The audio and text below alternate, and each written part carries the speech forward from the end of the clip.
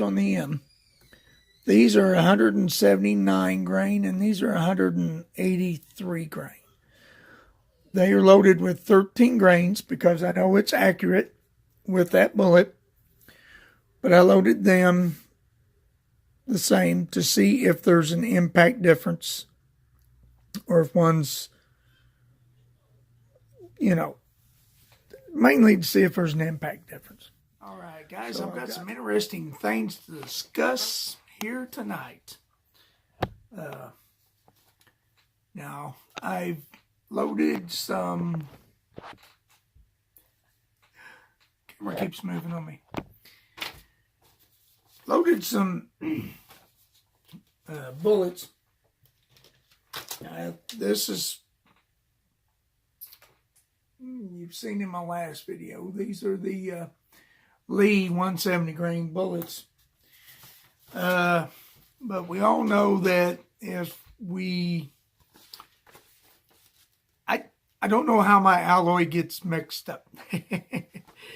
Because if I use just wheel weights, one time I'll cast with my wheel weights, they'll weigh something different than the time before. That makes sense. But anyway, so with this bullet, I have cast bullets in the past, and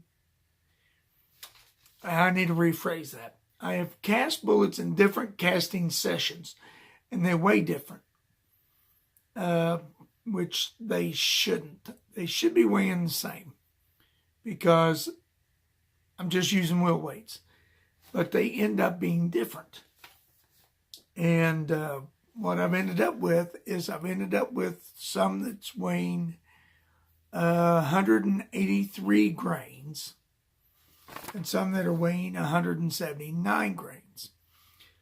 Now, this is after they're powder coated, gas checked, and traditionally lubed with Lyman Super Moly. Okay.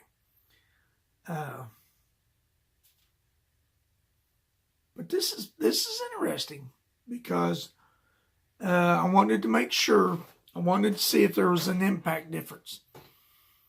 And if there's a speed difference and maybe even accuracy difference. And here's what I have found out with these two different weighing bullets. Now, they are both gas checked, powder coated, and lubed. The only difference is the weights.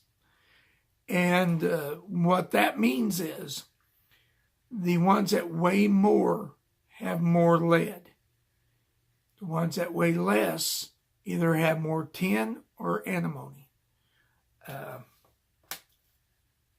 couldn't tell you because I'm using wheel weights and they end up different weights. Okay. Now let's get right in this. These are the ones that weigh 183 grains. I ended up with an average speed of 1619. And with a 5-shot group, it was 2.201 inches. With the 4-shot group, it was 1 inch.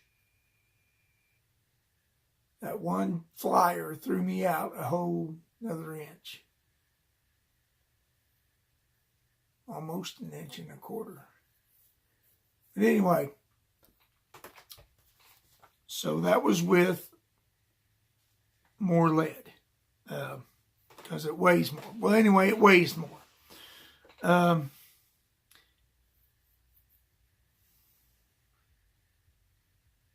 don't believe these were heat treated. Started to think these were heat treated, but they weren't. Okay. Now that was an average speed of 1619 and a 2-inch group, almost 2 1/4. Okay.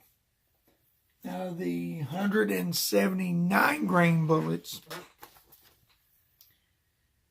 Here's my group with them. Now these are loaded with 13 grains of red dot, because I know that's an accurate charge with this bullet.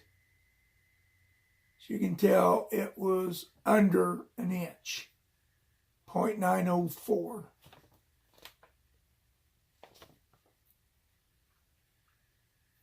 And you can tell there's actually, looks like two groups.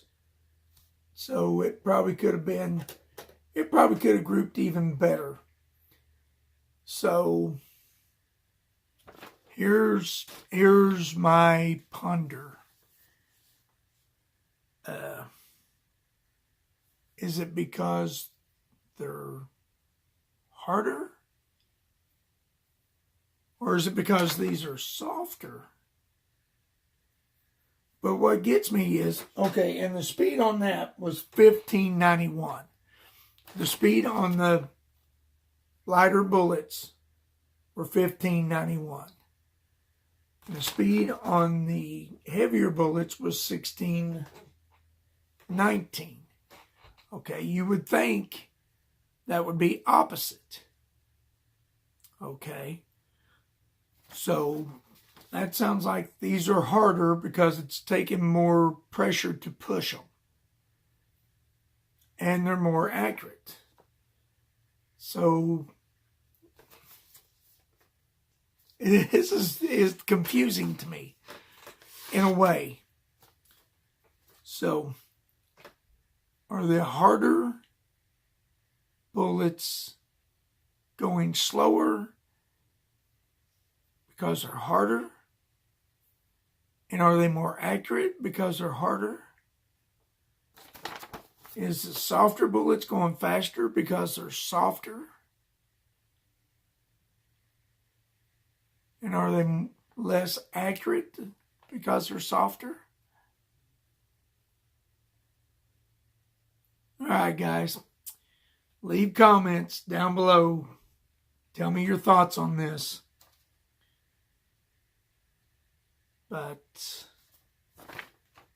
it's interesting to me. It's the same bullet, different weights. So that means the alloy is a tad bit different. Same powder charge. Same gun. I'm shooting this in my Remington 722 with a 20-inch barrel. All right, guys. Give me your thoughts. Catch you in the next video. Tim's eating popcorn again.